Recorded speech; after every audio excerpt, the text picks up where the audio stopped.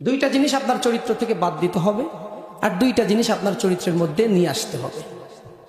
আপনি যে পেশার মানুষ হন না কেন, আও তবিবুন আও ফাল্লাহুন আও মুহান্দিসুন, ডাক্তার, ইঞ্জিনিয়ার, কৃষক, যাই হন না কেন, অথবা যুবক, বৃদ্ধ, নারী, পুরুষ যারা শুনছেন, সবগুলো মানুষের জন্য ঢালাও ভাবে বলছি, দুইটা জিনিস আপনার চরিত্র থেকে যদি বাদ দিতে পারেন, আপনি অর্ধেক জীবন আপনার সুন্দর হয়ে যাবে। আর বাকি দুইটা জিনিস অর্জন করলে পুরা জীবনটাকে সুন্দর বানায় দিবেন যিনি, তিনি কে?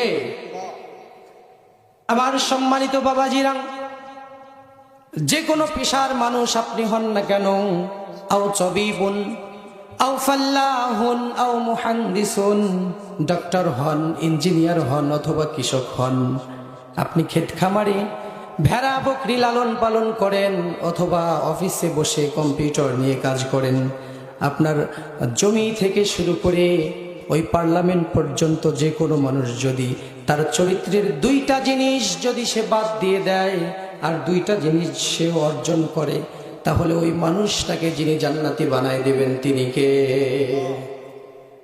আমরা আল্লাহর কাছে দোয়া করছি, আল্লাহ তাআলা আমাদের যেন এই দুইটা জিনিস চরিত্র থেকে আল্লাহ তাআলা মাইনাস করে দেয়। দুইটার মধ্যে প্রথম নাম্বারে হলো হিংসা। প্রথম নাম্বারে কি? মনে রাখবেন, কিন্তু শেষে আপনাদেরকে প্রশ্ন করা হবে, সংক্ষেপে আপনাদেরকে বুঝাবো, পকেটে তুলে দিতে হবে, আপনার আলোচনাগুলো পকেটে তুলে নিতে হবে আপনাদের, যাতে শেষে আবার বলতে পারেন আজকে মাহফিলে আসছেন শীতের মধ্যে কষ্ট করে, কিছু যদি নাই নিয়ে যেতে পারেন, সারা রাত গল্প কাহিনী কেচ্ছা বললাম, সকালবেলা উঠে আপনি কিছুই আপনার জীবনে আমল করার মতো পাইলেন না, তাহলে এই মাহফিলের সার্থকতা নেই। আমি চলে যাওয়ার পরে আমার কথাগুলো যেন আপনাদের মনে থাকে যে হুজুর এই কয়েকটা কথা বলেছিল, এই জন্য আমি সংক্ষেপে বলবো। মা বোনেরা আছেন, আপনারাও শুনছেন আশা করি, আর সবগুলো মাহফিলে মা বোনেরাই বেশি হয়, অবস্থা এরকম। মহিলা প্যান্ডেলেই লোকজন বেশি হয়, তার মানে কি পুরুষদের ধৈর্য কম, এলোমেলো ভাবে ঘুরে বেড়ানো বেশি পছন্দ করে। যে কোনো পেশার মানুষ হন না কেন, নারী হন, শিশু হন, অথবা পুরুষ হন, শক্তিশালী মানুষ হন অথবা দুর্বল হন, সবগুলো মানুষের জন্য নির্দেশনা হলো হিংসাটা আপনাকে ছেড়ে দিতে হবে। হিংসা করা যাবে না। আল্লাহ তাআলা কোরআনুল কারীমের মধ্যে বলে দিলেন, আম ইয়াহসুদুনান নাসা আলা মা আতাহুমুল্লাহু মিন ফাদলি। আমার বান্দারা শোনো, আমি আমার বান্দাকে, আমি আমার কোন গোলামকে যদি কোনো কিছু দিয়ে থাকি, আলা মা আতাহুমুল্লাহু মিন ফাদলি, ওইটা আমি দিয়েছি আমার খাজানা থেকে, আমার ধনভাণ্ডার থেকে, আমার দয়া থেকে। আমি যদি আমার কোনো বান্দাকে একটা কিছু দেই, তোমাদের এত জ্বলে কেন? আল্লাহ বলতেছে, আমাকে আল্লাহ একটা জিনিস দিয়েছেন, ওইটা কি আপনার কাছ থেকে ধার করে নিছে? ভাই কথা বোঝেন তো আমার। আপনার একজন ভাইকে ভালো চাকরি দিয়েছে অথবা অনেক টাকা দিয়েছে, তাহলে ওই একজন ভাইকে যে টাকা দেওয়া হয়েছে, চাকরি দেওয়া হয়েছে, অথবা সুন্দর চেহারা দেওয়া হয়েছে, তাকে অনেক ইলম দেওয়া হয়েছে, এইগুলো কি আপনার কাছ থেকে আমার কাছ থেকে ধার করে নিয়ে আল্লাহ তাকে দিছে? আল্লাহ তাআলা বললেন, আম ইয়াহসুদুনান নাসা আলা মা আতাহুমুল্লাহু মিন ফাদলি। আমি আমার বান্দাকে আমার খাজানা থেকে, আমার ধনভাণ্ডার থেকে যা ইচ্ছা তাই দিয়েছি, এতে তোমরা হিংসা করার কোনো যোগ্যতা রাখো না, ঠিক কিনা বলে? আমি দিয়েছি, তোমার যদি লাগে তুমিও আমার কাছে চাও।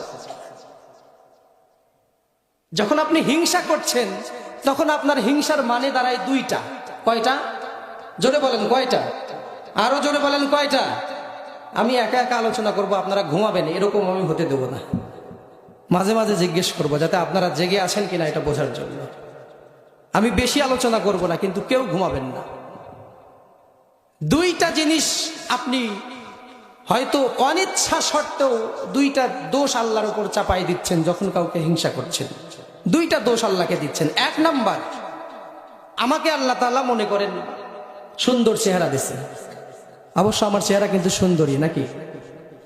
সুন্দর তো, মোটামুটি অনেক সুন্দর, মাশাআল্লাহ।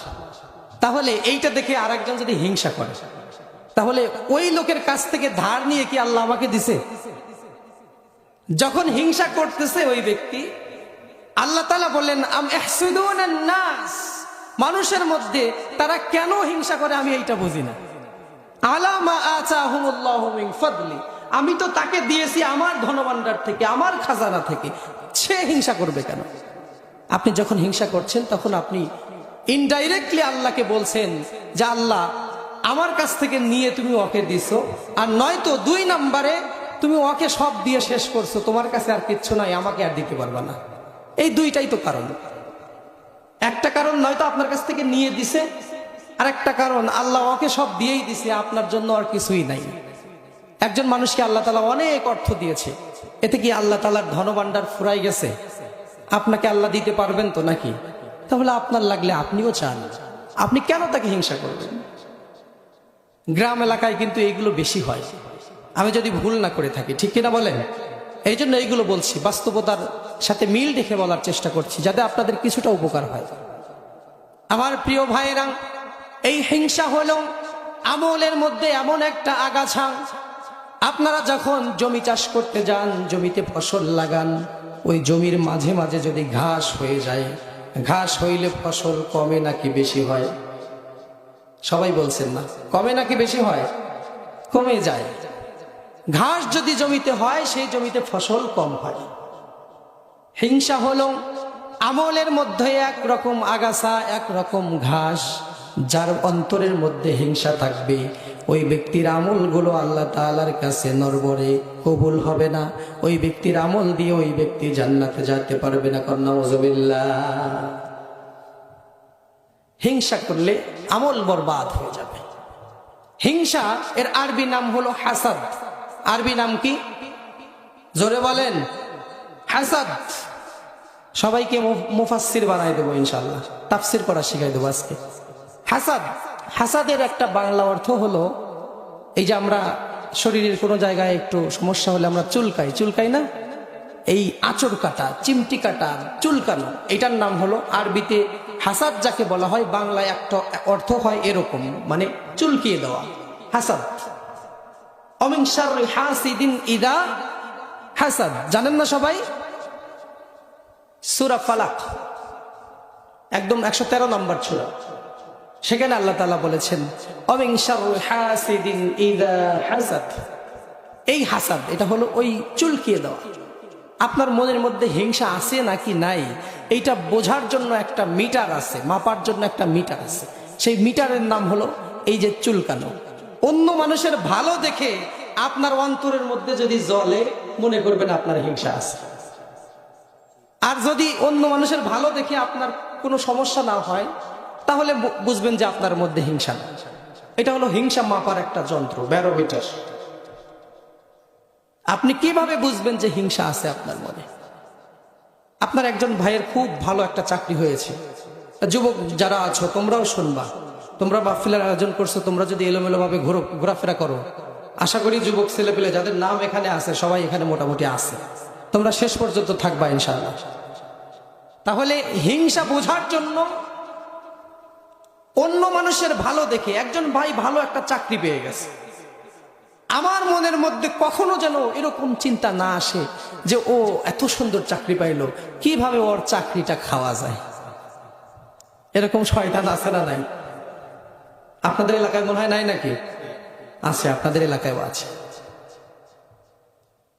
হিংসা করবেন না। হিংসা যখন করবেন আপনার নিজেরই ক্ষতি আপনি করবেন। আমার প্রিয় ভাইয়েরা, সম্মানিত বাবাজিরা, যুবক ভাইয়েরা, শুনে রাখুন, যেই মানুষটা হিংসা করবে ওই মানুষ অন্যের কোনো ক্ষতি করতে পারবে না। ঘুরে ফিরে নিজের ক্ষতি সে নিজেই করে নেবে, আর এই ক্ষতিটা সে অবিরাম অনবরত করেই যাচ্ছে। মনে রাখবেন, মানুষ অনিচ্ছায় শুধুমাত্র একটা জিনিসই মানুষ স্বার্থ ছাড়া করে। সবকিছুর জন্য স্বার্থ খোঁজে মানুষ, এক জায়গায় স্বার্থ খোঁজে না, কোনো লাভ দেখে না। লাভ ছাড়াই একটা জিনিস করে, সেটা হলো গুনাহ। কোনো লাভ ছাড়াই গুনাহ করে। আপনি যখন হিংসা করতেছেন, আপনার কি দুনিয়াতে অনেক লাভবান হতে পারতেছেন? আপনি টাকা পয়সা পাচ্ছেন না হিংসা করে? পাচ্ছেন না। তাহলে আখেরাতে মনে হয় আপনার জন্য সওয়াব জমা হচ্ছে নাকি? তাহলে আখেরাতেও কোনো লাভ নাই, দুনিয়াতেও কোনো লাভ নাই, অযথা আপনি হিংসা করছেন। এই জন্য আমার প্রিয় ভাইয়েরা, দুইটা জিনিস চরিত্র থেকে বাদ দিতে হবে, বর্জন করতে হবে। এক নম্বরে হলো হাসাদ, এই হিংসা আপনার চরিত্র থেকে বাদ দিতে হবে।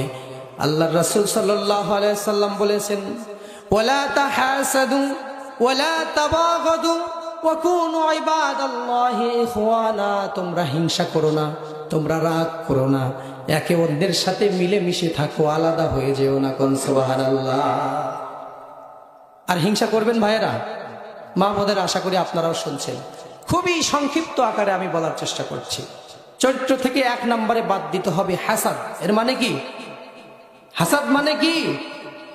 হিংসা। হিংসাটা বাদ দিতে হবে। হিংসা বাদ দিলে আপনার চরিত্র অনেকটাই সংশোধন হয়ে যাবে। আল্লাহ তাআলা আরো বললেন, যদি কোনো মানুষ হিংসা করে, ওই মানুষটার জীবনটা একটা মরীচিকার মতো হয়ে যায়। ওই মানুষটা ঘুরতে থাকে এলোমেলো হয়ে, ওই মানুষটা কোনো স্থির হতে পারে না কোনো জায়গায় গিয়ে। ওই মানুষটা শুধু অন্যের ব্যথায় ব্যথিত হতে থাকে, জ্বলতে থাকে, অন্তরের মধ্যে জ্বালা পোড়া করতে থাকে। ওই মানুষের মনে কোনো শান্তি থাকে না। যদি শান্তি চান তাহলে আল্লাহর জিকির, আল্লাহর ভয় আপনার চরিত্রের মধ্যে নিয়ে আসতে হবে। আলা বিযিকরিল্লাহি তাতমাইন্নুল কুলুব। একমাত্র আল্লাহর জিকির অন্তরের মধ্যে শান্তি দিতে পারে। সুবহানাল্লাহ। এই জিকির মানে আল্লাহ আল্লাহ জিকির না, আল্লাহর ভয়। এই জিকির মানে কি? আল্লাহর ভয়। সব জায়গায় আল্লাহকে ভয় করতে হবে। এরপরে দুই নাম্বার, আপনার চরিত্র থেকে যেই জিনিসটা বাদ দিতে হবে সেই জিনিসটা হলো রাগ। হিংসার পাশাপাশি রাগ বাদ দেওয়ার দরকার আছে না নাই? মানুষ তার জীবনে যত গুনাহ করে, অর্ধেকটা করে শাহওয়াতের কারণে আর অর্ধেকটা করে রাগের কারণে। শাহওয়াত মানে আনন্দ, অর্ধেকটা আনন্দের কারণে করে। জীবনে যত গুনাহ মানুষ করে, মুফাসসিরিন ইকরাম বলেছেন এর অর্ধেক গুনাহ করে হলো শাহওয়াতের কারণে, আনন্দে গা ভাসিয়ে দিয়ে গুনাহ করে, আর অর্ধেকটা করে রেগে গিয়ে। রাগের সময় গুনাহ বেশি হওয়ার সম্ভাবনা থাকে। এই রাগটা একটা ঝড়ের মতো, যেদিক দিয়ে যায় সব লন্ড ভন্ড করে দিয়ে যায়, এলোমেলো করে দিয়ে যায়। পরবর্তীতে ওই ঝড় চলে গেলে ওই যে গাছটা ভেঙে গেছে ওই গাছের ডালকে আর জোড়া লাগানো যায় ভাই? লাগানো যায় না। যখন রাগ হয়ে গেছে, রাগের কারণে যে অন্যায়গুলো আপনি করে ফেলেছেন, যখন শরীর থেকে রাগ চলে যায়, আপনার মাথা যখন ঠান্ডা হয়ে যায়, ওই জিনিসগুলো পূর্বের অবস্থায় আর ফিরে নিয়ে আসা যায় না। তাহলে পার্মানেন্টলি আপনার জীবনের একটা ক্ষতি হয়ে যায়। ঠিক কিনা বলেন? এর সবচাইতে ভালো উদাহরণ হলো রাগ করে বউ তালাক দেয়। ঠিক কিনা বলেন? পরবর্তীতে আবার কি করে? ওই বউকে ফিরায় নেওয়ার জন্য হুজুরদের কাছে মাসালা দেয়। এরকম আপনারা শুনছেন তো নাকি? আমি অনেক দেখছি, অনেকে আমার কাছে আসছে যে হুজুর কিভাবে ফিরায় নেওয়া যায় বলেন, উপায় একটা বলেন। সকিনা ছাড়া তো আমার চলে না। তালাক দিছেন কে? হুজুর রাগে দিছে। আবার অনেকে এরকম ভাবে বলে হুজুর রাগ করে দিলে কি তালাক হয়? তাদের জন্য আর কি বলবেন? বউকে কি ভালোবেসে আদর করে কেউ তালাক দেয় কখনো? কোনোদিন শুনছেন?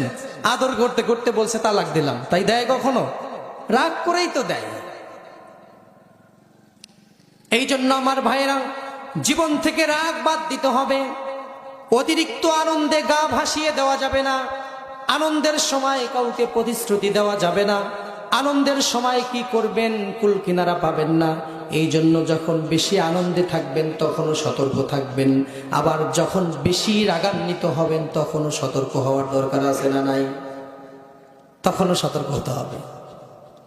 আল্লাহ রাসূল বলেছেন, ওয়ালা তাহাসাদু ওয়ালা তাবাগাদু। হিংসা করো না, রাগ করো না। রাগটা তোমার জীবনকে ধ্বংস করে দিতে পারে। লাইসাশ শাদীদু বিসরা, ইন্নামাশ শাদীদুল্লাযী আমলিকু লাহু নাফসা ইনদাল গাদাব। যেই মানুষটা কুস্তি খেলে মানুষকে পরাজিত করতে পারে, মানুষকে শুয়াই ফেলতে পারে, মানুষের সাথে জয়লাভ করতে পারে, ওই মানুষটা বেশি বীর পুরুষ নয়।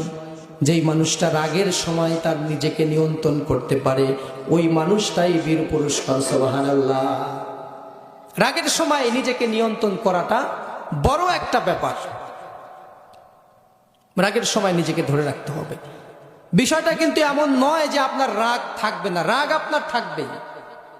কুরআনুল কারীমের মধ্যে আল্লাহ তাআলা বলেছেন, আল্লাযীনা ইউনফিকুনা ফিস সাররাই ওয়াদ দাররাই ওয়াল কাযিমিনাল গায়য।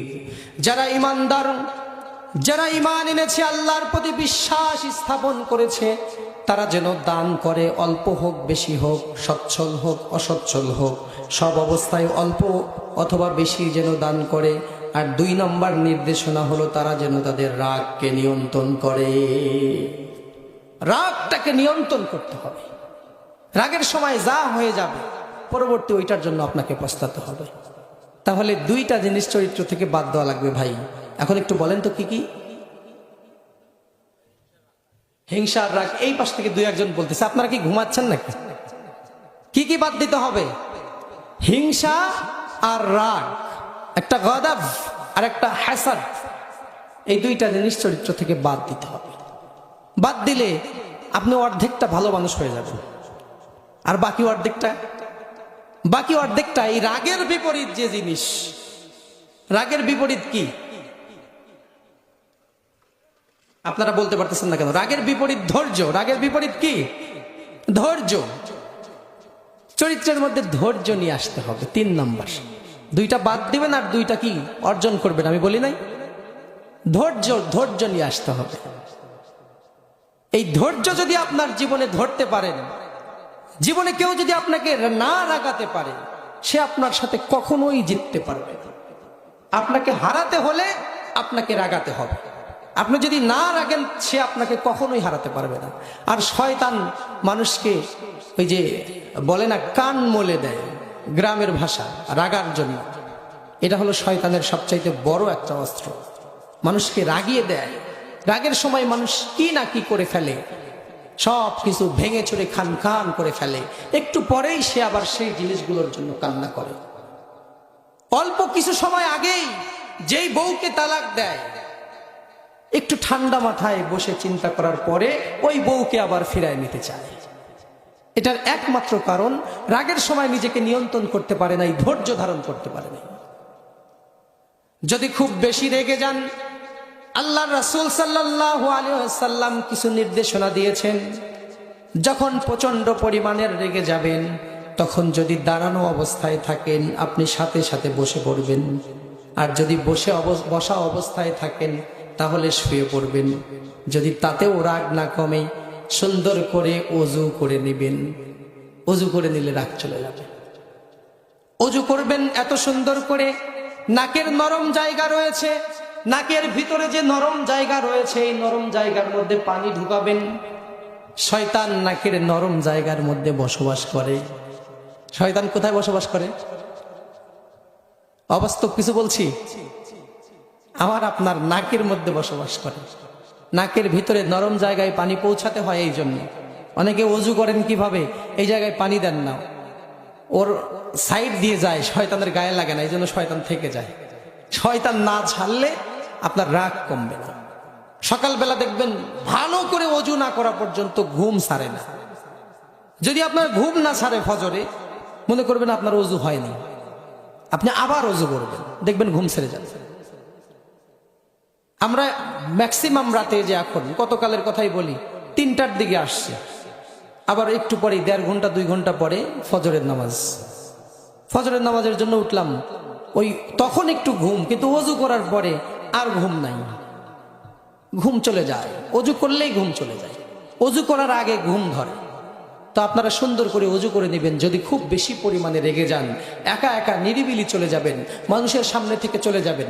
একজনের সাথে কথা বলতেছেন, যদি খুব বেশি রেগে যান, আপনি খুব কৌশলের সাথে সাইড হয়ে চলে যাবেন, আলাদা গিয়ে একা একা বসবেন, দেখবেন ইনশাআল্লাহ রাগ কমে যাবে। তো প্রিয় ভাইয়েরা, রাগ বাদ দেবেন ইনশাআল্লাহ, এবং হিংসা বাদ দিতে হবে, বলেন ইনশাআল্লাহ। এই দুইটা জিনিস বাদ দিয়ে দেবো, আর ধৈর্য ধারণ করব।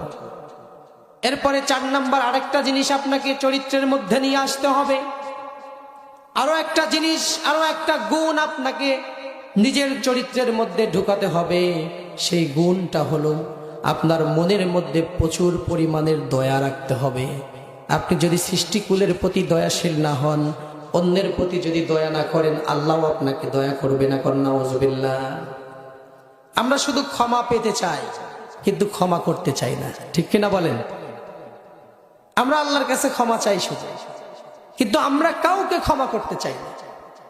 আমরা যদি একে অন্যকে ক্ষমা করে দেই, দুনিয়াতে তো কোনো ঝামেলাই থাকে না। আপনার কোনো শত্রু রাখবেন না ভাই, ক্ষমা করে দিবেন সবাইকে।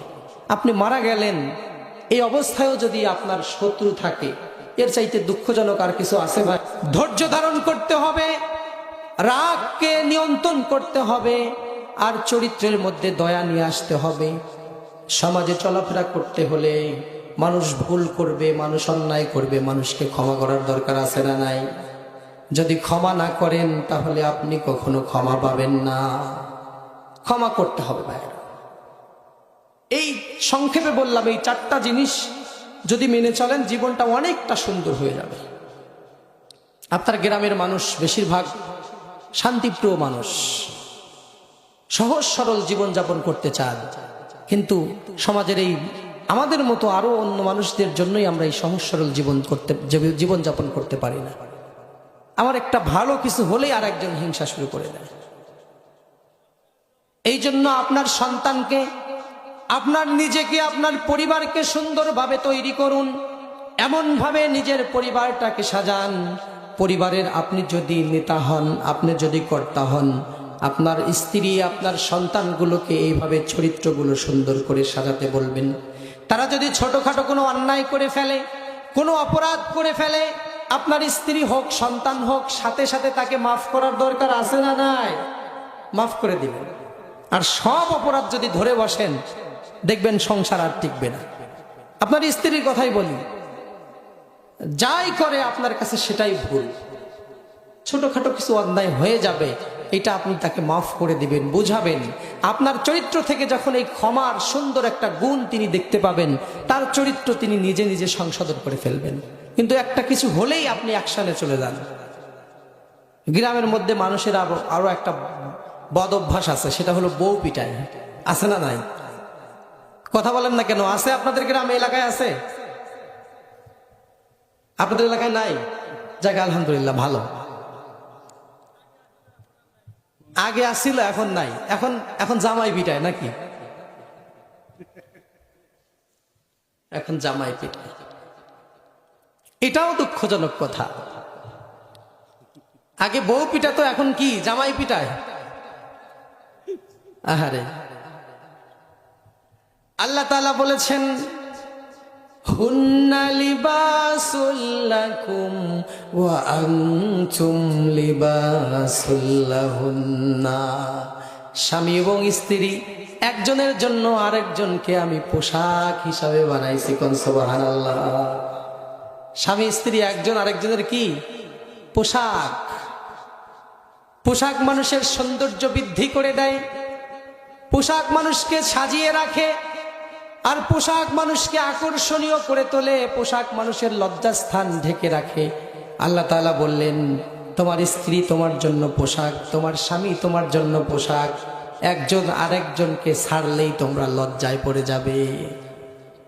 স্বামীকে ছাড়া স্ত্রী অপূর্ণ, স্ত্রীকে ছাড়া স্বামী অপূর্ণ।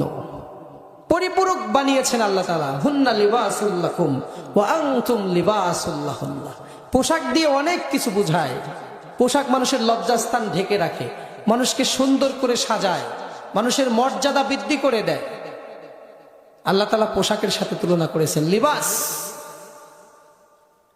আবার আল্লাহ তাআলা আরো বলেছেন, স্বামী এবং স্ত্রী একজন আরেকজনের জন্য যৌবনকালে যে ভালোবাসা থাকে, ওই ভালোবাসাটা বৃদ্ধ অবস্থায় যখন তারা চলে যায়, বৃদ্ধ অবস্থায় যাওয়ার পরে স্বামী স্ত্রীর ভালোবাসাটা আল্লাহ তাআলা দয়ায় পরিণত করে দেন। কোন সুবহানাল্লাহ। وجعل بينكم مودة ورحمة। আল্লাহ তাআলা ভালোবাসাটাকে দয়ায় পরিণত করে দেয়, প্রেমটাকে দয়ায় পরিণত করে দেয়। যৌবনকালের যেই প্রেম, যৌবনকালের যেই ভালোবাসা, ওইটা বৃদ্ধ অবস্থায় ওই প্রেমময় ভালোবাসা থেকে ওইটা দয়ায় পরিণত হয়ে যায়।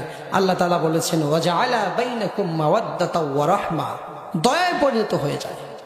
যত বৃদ্ধ মানুষ আছে এখানে আপনারা দেখছেন বৃদ্ধ মানুষের কখনো ডিভোর্স হয় না, তালাক হয় না। যৌবনকালেই মানুষ বউকে তালাক দেয়, এত মধু তারপরেও তালাক দেয়। কিন্তু সেই স্ত্রী যখন বৃদ্ধা হয়ে যায়, তার মধ্যে কি আগের মতো যৌবন কিন্তু আর থাকে না, তারপরেও আর মানুষ ডিভোর্স দেয় না, তালাক দেয় না, একে অন্যের সাথে আরো বেশি সময় কাটায় আগের চাইতে। আল্লাহ তাআলার কথা, আল্লাহ তাআলা এটা দয়ায় পরিণত করে দেয়।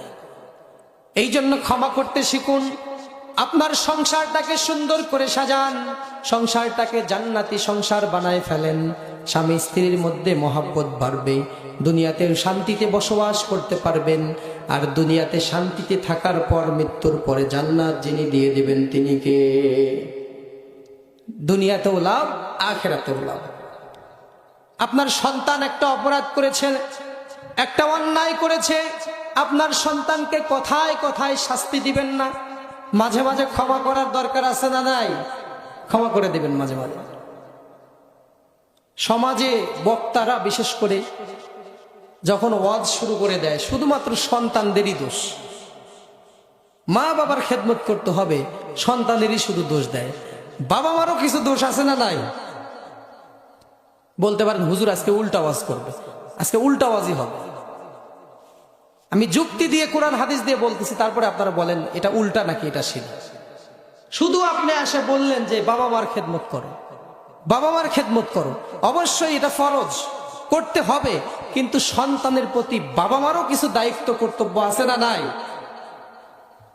আপনি বাবা মাকে কি জিনিস সেইটা সন্তানকে আপনি বুঝানি নাই। যেই রাস্তায় সন্তান গেলে বুঝতে পারবে যে বাবা মা কি জিনিস, কি গুরুত্বপূর্ণ জিনিস, ওই রাস্তায় আপনি সন্তানকে হাঁটতেই দেন নাই। আর বৃদ্ধ বয়সে এসে বলেন সন্তানকে খেদমত করো। খেদমত কি জিনিস ও তো বোঝেই না, আপনি তাকে বুঝতে দেন নাই। ছোট্টবেলায় সন্তানের হাত ধরে ইংলিশ মিডিয়াম স্কুলে নিয়ে গেছেন, কিন্ডার গার্ডেনে নিয়ে গেছেন, অনেক ভালো ভালো স্কুলে পড়িয়েছেন, কিন্তু কখনো আল্লাহর সাথে আপনি পরিচয় করাই দেন না। আল্লাহর সাথে সন্তানের কোনো পরিচয় করাই দেন না। এই সন্তান আল্লাহকে চিনল না, রাসূলকে চিনল না, রাসূলের ভালোবাসা কলিজার মধ্যে সন্তানের নাই। আল্লাহকে যে না চেনে, রাসূলকে যে না চেনে, ওই সন্তান বড় হলে বাবা মার খেদমত করবে নাকি? কি বলেন, করবে? করবে না। এটা সিস্টেম। আপনি ভুল করেছেন, এখন বড় হয়ে গেছে, কন্ট্রোল করতে পারছেন না, আর হুজুরদের কাছে তাবিজের জন্য দৌড়ায় কোনো লাভ নাই। যখন ছোট্ট ছিল তখন তাকে সুন্দর করে ডিজাইন করে ভালো করে গড়ে তুলতে হতো। কাদামাটি চেনেন আপনারা? কাদামাটি, কাদামাটি চেনেন নাকি? এই কাদামাটি দিয়ে মূর্তি বানানো যায়, মসজিদ বানানো যায়, সুন্দর ডিজাইন করে কেউ কাদামাটি দিয়ে মূর্তি বানাতে পারবে, আবার এই কাদামাটি দিয়ে মানুষ মসজিদও বানাতে পারবে। ঠিক কিনা বলেন? আপনার সন্তানটা যখন ছোট ছিল, এই সন্তান একটা কাদামাটির মতো ছিল, আপনি যেভাবে ডিজাইন করেছেন ওইভাবেই গড়ে উঠছে। ঠিক কিনা বলে? এখন আপনি বাবা মা হয়ে বলেন খেদমত করো, আগে খেদমত শিখাতে হবে। আল্লাহ কি জিনিস, আল্লাহকে চিনাই দিতে হবে, রাসূলকে চিনাই দিতে হবে, আল্লাহর ভয় অন্তঃকরণের মধ্যে সৃষ্টি করে দিতে হবে, তারপরে রাসূলের প্রতি মহব্বত সৃষ্টি করে দিতে হবে। এই রাসূলের প্রতি ভালোবাসা, আল্লাহর প্রতি ভালোবাসা, আল্লাহর প্রতি ভয়, আল্লাহর প্রতি শ্রদ্ধা যদি কোনো সন্তানের থাকে, ওই সন্তান আপনার বলে দিতে হবে না, অবশ্যই বাবা মার খেদমত করবে। ঠিক কিনা বলে? তাহলে দোষ আপনার আর আমার আছে না নাই? আমাদেরও দোষ আছে। শুধুমাত্র খেদমত চাই, কিন্তু সেই রাস্তায় তাকে তুলে দিয়ে দেয়। আপনি হাতি ঘোড়া সব চিনাই দিলেন সন্তানকে, কখনো বললেন না বাবা নামাজ পড়ো, নামাজ। ওই যে বলতেছে সরকারি চাকরি নেবে, নামাজ পড়ো। সরকারি চাকরির জন্য আপনি সন্তানকে প্রস্তুত করে দিলেন। আপনার সন্তানের 50 বছরের জীবন, 60 বছরের জীবন সেটেল করে দেওয়ার জন্য জীবনটাকে পানি করে ফেললেন। ছোট্টবেলা থেকে শুরু করে এত আদর দিয়ে বড় করলেন, এত কষ্ট করলেন, তার জন্য স্কুলে নিয়ে গেলেন, প্রাইভেট দিলেন একসাথে 12টা, সকালে একটা, দুপুরে একটা, খাওয়ার আগে একটা, খাওয়ার পরে একটা, আছে না নাই? এখন প্রাইভেট এরকম হয়ে গেছে, ঔষধের মতো, খাওয়ার আগে একটা, খাওয়ার পরে একটা। সব করলেন, কিন্তু আল্লাহর সাথে পরিচয় করে দিলেন না।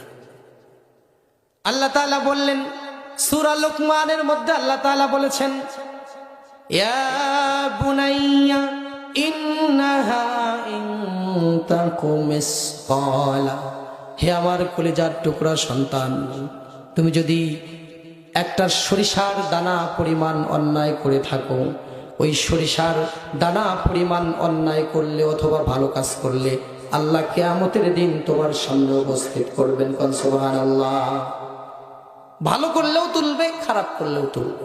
ফাতাখুন ফি সাখরাত, এটা যদি আও ফিস সামা, এটা যদি আকাশের কোন জায়গায় হারিয়ে যায় অথবা জমিনের কোনো পরতে, জমিনের কোনো নিচে লুকায় থাকে, সেখান থেকে আল্লাহ তাআলা টেনে বের করবেন, তোমার সামনে উপস্থিত করবেন। এইভাবে একজন বাবা একজন সন্তানকে বলতেছে। সেই বাবার নাম হলো লুকমান। আল্লাহ তাআলা লুকমান নামে একটা সূরা কোরআন শরীফে দিয়েছে, আছে না নাই? 31 নম্বর সূরা কোরআনুল কারীমের, সূরা লুকমান। তিনি কিন্তু নবীও না, রাসূলও না, সন্তানকে উপদেশ দিবেন। এইটা আল্লাহর কাছে ভালো লাগছে, আল্লাহ এই জন্য কোরআনে কোট করে দিয়েছেন, ইয়া বুনাইয়া, হে আমার কলিজার টুকরা সন্তান। তিনি কিন্তু এভাবে বলতে পারতো ইয়া ইবনি, হে আমার সন্তান, কিন্তু সে ইবনিকে তাসগীর করলেন, করে বললেন ইয়া বুনাইয়া, হে আমার কলিজার টুকরা সন্তান। তা আপনার সন্তানকে আপনি এইভাবে আদর করে আল্লাহর সাথে পরিচয় করাই দিবেন। সকালবেলা প্রচন্ড শীতের মধ্যে আপনি যখন ফজরের নামাজের জন্য গেলেন, সন্তানটাকে কম্বল দিয়ে জড়াই দিয়ে তারপরে নামাজে গেলেন, এমন বাবা আমাদের সমাজে আছে না নাই? নিজে নামাজে যাচ্ছে আর সন্তানটাকে কম্বল দিয়ে জড়াই দিয়ে যাচ্ছে। ওই সন্তানকে কম্বল দিয়ে জড়ান নাই, জাহান্নামের একটা গর্তের মধ্যে সন্তানকে ফেলে দিয়ে গর্তের দরজা বন্ধ করে দিয়ে আপনি যদি চলে আসেন, এই ব্যাপারটা যেমন আপনি সকালবেলা ফজর নামাজ পড়তে যান আর সন্তানটাকে কম্বল দিয়ে জড়ায় যান, ওই ব্যাপারটাও ঠিক তেমন, ঠিক কিনা বলেন? সন্তানকে কম্বল দিয়ে জড়াই দিয়ে আপনি গেলেন নামাজ পড়তে, আপনার এই নামাজ আপনাকে জান্নাতে নিতে পারবে না। আপনার এই নামাজ আপনার জন্য কোনো উপকার বয়ে নিয়ে আসতে পারবে না যদি আপনি আপনার সন্তানটাকে কম্বল দিয়ে পেঁচায়া তারপরে আপনি নামাজে চলে যান। আপনি 50 বার হজ করেও কোনো লাভ হবে না। স্ত্রী সন্তানকে কন্ট্রোলে নিয়ে আসতে হবে, পরিবারটা জান্নাতি পরিবার বানিয়ে ফেলতে হবে, সাজাতে হবে পরিবারটা। আর এর জন্য আপনার চরিত্রে ক্ষমা থাকতে হবে, ধৈর্য থাকতে হবে। আপনার চরিত্রের মধ্যে যদি ক্ষমা না থাকে, সন্তানদেরকে ক্ষমা করতে না পারেন, সন্তানরা আপনার কাছ থেকে ভালো কিছু জীবনেও শিখতে পারবে না। এই সন্তান বড় হয়ে গেলে অবাধ্য হবে, আপনার কথা শুনবে না, তখন শুধু আপনার কান্না করা ছাড়া কোনো উপায় থাকবে না। অনেক বাবাকে দেখা হয়েছে যারা সন্তানের যন্ত্রণায় ডুকরে ডুকরে কাঁদে, এমন বাবার সমাজে আছে না নাই? শক্তি নাই, সন্তানকে বাধা দিবে এরকম শক্তি নাই। এই জন্য সন্তানের অবস্থা দেখে সে কান্না করে, নিজে অসহায়, সন্তান না দিলে তো খেতেও পারে না, কিন্তু সন্তান কথা শোনে না, সন্তান সম্মান দেয় না। বাংলাদেশের সবচাইতে বড় বিদ্যাপীঠ ঢাকা বিশ্ববিদ্যালয়ে আপনার সন্তান পড়েছে, ওই সন্তান যদি গ্রামে ফিরে এসে বাবাকে বলে বুড়া আর মাকে বলে বুড়ি, ওই সন্তান কি আসলে শিক্ষিত? আসলে শিক্ষিত? ওর চাইতে একটা কুকুরও ভালো। কেন বললাম এই কথা? একটা কুকুর সে কিন্তু রাস্তায় দাঁড়িয়ে পেশাব করে।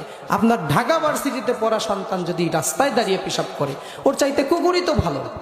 কুকুর তাও তার মালিককে চেনে, আপনার সন্তান তো তার মালিককেই চেনে না। আল্লাহর সাথেই তার কোনো সম্পর্ক নাই, কোনো পরিচয় নাই আল্লাহর সাথে। ওই সন্তানের চাইতে কেন কুকুর ভালো হবে? একটা কুকুরকে কেউ খাবার দিলে, অল্প আদর করলে, একটা রুটি ছিটাই দিলে কুকুরটা পিছু পিছু ঘোরে। আপনার সন্তানকে এই 30 বছর পর্যন্ত অক্সিজেন যিনি দিয়ে বাঁচিয়ে রেখেছেন তিনি কে? আপনার সন্তানের দাঁত ছিল না, যখন ছোট্টবেলায় সন্তানটা জন্মগ্রহণ করলো, দুধ খেতে খেতে তার পেট ভরে যেত। আস্তে আস্তে তার ক্ষুধা বেড়ে গেল। আল্লাহ তাআলা দাঁত চাওয়ার আগেই মুখের মধ্যে দাঁত দিয়ে দিলেন। কোন সুবহানাল্লাহ। কেউ কি দাঁত চায় আল্লাহর কাছে? চায় না, কিন্তু দাঁত এমনিতে হয়ে যায়, কোনো ডাক্তারের কাছে গিয়েও পরামর্শ করা লাগে না। ছোটবেলায় তো দাঁত ছিল না, তখন তার পেটটা যে একটু ছোট ছিল, ওই দুধ খাইলেই তার পেট ভরে যেত। এখন একটু পেটটা বড় হয়েছে, ক্ষুধা বেড়ে গেছে, মাছ খেতে হবে, মাংস খেতে হবে, এই জন্য দাঁতের প্রয়োজন। আল্লাহ বললেন যে তোমার চাওয়া লাগবে না বান্দা, তোমার প্রয়োজন হলে আমি দিয়ে দেবো। আল্লাহু আকবার। আপনার এরকম অজান্তে হাজারো নিয়ামত আপনার সন্তানের শরীরে আসতেছে একটার পর একটা। তার যৌবন ছিল না, আল্লাহ তাআলা যৌবন দিয়ে দিলেন। আস্তে আস্তে বড় হচ্ছে। 30 বছর পর্যন্ত এত কিছু দিয়ে যেই আল্লাহ আপনার সন্তানকে লালন করলো, ওই সন্তান যদি আল্লাহকেই না চেনে, ওর চাইতে অবশ্যই কুকুর ভালো, ঠিক কিনা? আপনাদেরকে অনুরোধ করব, সন্তানের 30 বছর, 50 বছর, 60 বছরের জীবনটা সেটেল করে দেওয়ার জন্য এত কিছু করলেন।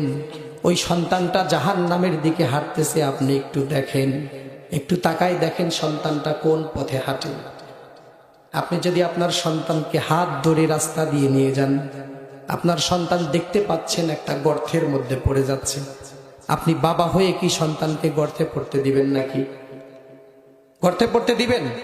যারা কথা বললেন না তারা মনে হয় দিবেন। সন্তান গর্তের মধ্যে পড়ে যাচ্ছে, আপনি ঠেকাবেন না?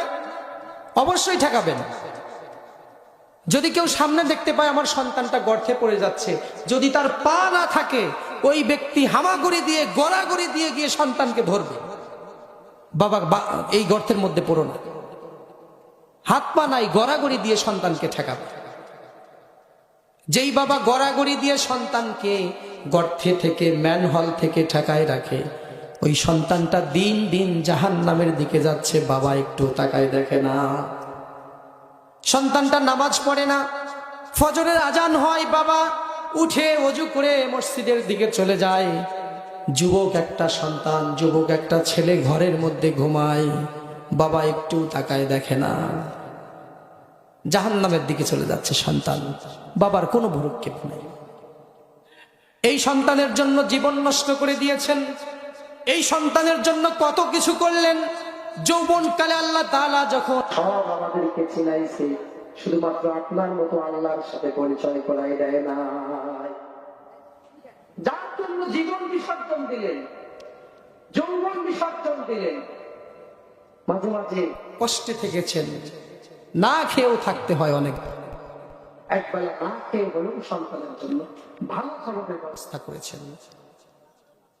আমার বাবাজিরা লক্ষ্য করুন, ওই সন্তান যখন জাহান্নামের দরজায় গিয়ে বলবে, রব্বানা আরিনাল্লাযাইনি আদাল্লানা মিনাল জিন্নি ওয়াল ইনস, আল্লাহ তাআলা তাদেরকে দেখায় দেন যারা আমাদেরকে গোমরাহি করেছে, যারা আমাদেরকে আপনার কথা শেখায় নাই, দুনিয়ার সব শিখাইছে, হাতি ঘোড়া সব চিনাই দিছে, শুধু আপনার মতো রবের সাথে আমাদের সম্পর্ক করাই দেয় নাই। নাজআলহুমা তাহতা আকদামিনা লিয়াকুনা মিনাল আসফালিন, তাদেরকে পায়ের নিচে রেখে তারপরে আমরা জাহান্নামে যাব। নাউযুবিল্লাহ। নাজআলহুমা তাহতা আকদামিনা লিয়াকুনা মিনাল আসফালিন, পদদলিত করে তারপরে আমরা জাহান্নামে যাব। যার জন্য দুনিয়াও বিসর্জন দিলেন, আখিরাতও বিসর্জন হয়ে গেল। আখিরাতও শেষ, মানে দুনিয়াও শেষ, আখিরাতও শেষ। আমরা কি বলি, আমাদের ভাষায় কি বলি? আমও গেল, কথা বলে না, আমও গেল। আল্লাহরও একটা ভাষা আছে, আল্লাহ বললেন খাসিরাত দুনিয়া ওয়াল আখিরা, দুনিয়াও শেষ, আখিরাতও শেষ। আহারে প্রিয় ভাইরা, ওই সময় আপনার মনে পড়তেছে আহারে সন্তানটাকে বিসিএস ক্যাডার না বানায়া যদি আল্লাহর সাথে পরিচয় করাই দিতাম। আপনার আলেম বানাতে হবে, মাদ্রাসা